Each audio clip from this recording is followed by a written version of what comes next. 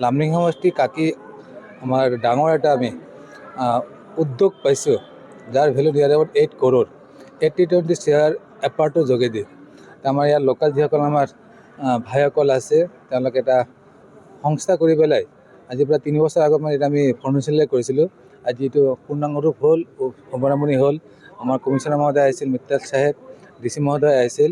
তাৰ কাৰণে এইটো কেৱল কাকি বুলি নহয়, হোজাই জিলাত এটা বিশেষকৈ বৃহত্তৰ অঞ্চলৰ সকলো কৃষি প্ৰধান আমাৰ ভাইসকলৰ কাৰণে এটা ভাল এটা উদ্যোগ, য'ত ইয়াৰলি 5 টনতকৈ বেছি ইয়াত ধান পলিচ হ'ব, পেকেটিং হ'ব, ব্ৰেণ্ডিং হ'ব। এটা ডাঙৰ এচিভমেণ্ট বুলি মই ভাবোঁ যে আমাৰ কাকি লামডিং সমষ্টি কাকিৰ মাজত ইমান ডাঙৰ এটা আমি স্কিম পাইছোঁ।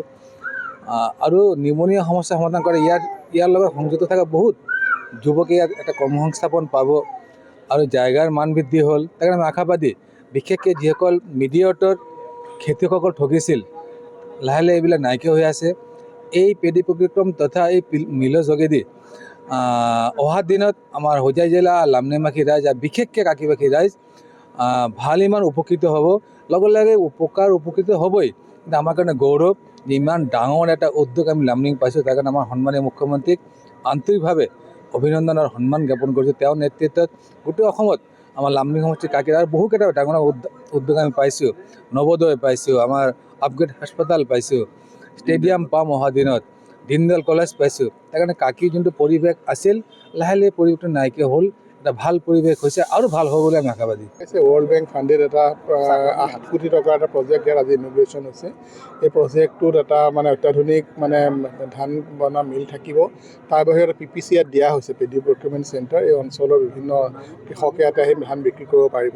আপোনালোকক দুটা কথা মই জনাব বিচাৰিছোঁ আপোনালোকৰ মাধ্যমেৰে। আমাৰ জিলাখনত ইতিমধ্যে 16টা আমি PPC আমি ইনগ্ৰেট কৰিছোঁ বিভিন্ন অঞ্চলত। এইবাৰ অকণমান দেৰি হৈছে এইকাৰণে যে এইবাৰ অলপ ছিষ্টেমটো সলাইছে। এইবাৰ যাতে মধ্যভোগী আহিব নোৱাৰে বা ভুৱা কৃষকে সুবিধা ল'ব নোৱাৰে, তাৰ কাৰণে এইবাৰ ই-পছ মেচিনৰ ব্যৱস্থা কৰা হৈছে। আৰু এতিয়া ইতিমধ্যে 16টা আমাৰ আৰম্ভ হৈছে।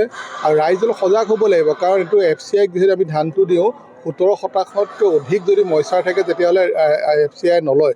গতিকে অলপ শুকাই মেলি যদি আনে, মই ভাবোঁ যে সকলো ফাৰ্মাৰে সুবিধা পাব। আমাৰ 79,000 মেট্ৰিক টন আমাৰ টাৰ্গেট। যোৱাবাৰ আমি সেই টাৰ্গেটত আমি 149% এচিভ কৰিছোঁ, অৰ্থাৎ 100%তকৈ বেছি আমি যোৱাবাৰ হোজাই এচিভ কৰিছোঁ। এইবাৰ আমি কৰিম, কৃষকসকল ওলাই আহিব লাগে। হোজাই জিলা বা নগাঁও জিলা বা ইভেন আমাৰ ডিমা হাছাও জিলা বা অন্যান্য ঠাইৰ পৰা মানে ধান আহি ইয়াতে প্ৰচেছিং হ'ব পাৰে। আৰু মই বৰ ভাল পাইছোঁ যে আজি যিজন ইয়াতে মানে বৰ্ড অফ ডাইৰেক্টৰ মানুহ আছে, তেওঁলোকে এইটো এটা প্ৰতিশ্ৰুতি মোক দিছে কি ইয়াৰ পৰা অতি সোনকালে ভৱিষ্যত তেওঁলোকে ইয়াৰ পৰা ৰাইচ এক্সপৰ্টো কৰিব।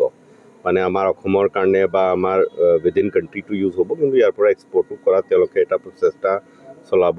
আৰু মই এওঁলোকক আজি ৰিকুৱেষ্ট কৰিছোঁ যে এতিয়া গভৰ্ণমেণ্টৰ সহযোগিতা তেওঁলোকে এটা প্ৰকল্প পাইছে, এতিয়া তেওঁলোকে এইটো ধুনীয়াকৈ চলাব লাগে, ভালকৈ মানুহ ট্ৰেইন আপ কৰিব লাগে আৰু ধুনীয়াকৈ চোৱা চিতা কৰি যাতে মানে আমাৰ গোটেই অঞ্চলৰ ৰাইজে এইটো বেনিফিট পায়, এইটো কাৰণে কাম কৰি যাব। যিকোনো খবৰৰ বাবে যোগাযোগ কৰক আমাৰ এই নম্বৰত 9181 307 2221।